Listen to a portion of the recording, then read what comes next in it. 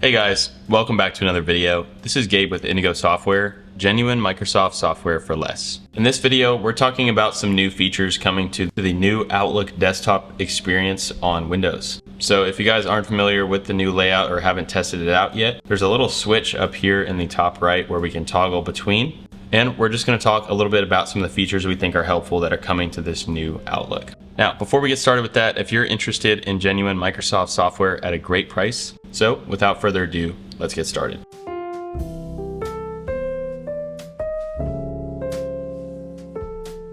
Now, the first feature is a relatively small feature, but extremely handy nonetheless. We can go through our email inbox and I can choose an email and pin. So I can pin this email to the top of my inbox, which, as you know, if you're a busy person, this can be extremely helpful for keeping on top of everything.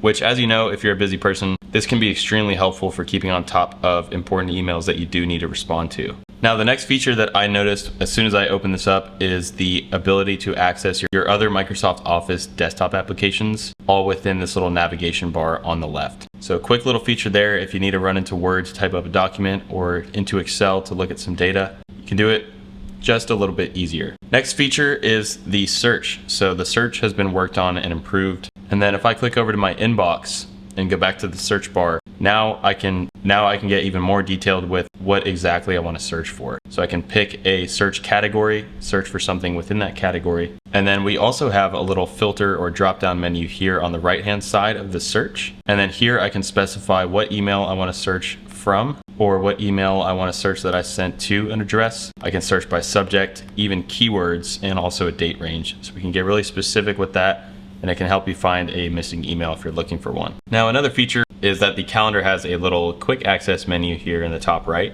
So we can pull that up and simultaneously work through our inbox while also working through the calendar. So cool little feature there. And I could simply drag and drop things over here into the calendar. And then this brings up a menu with some options.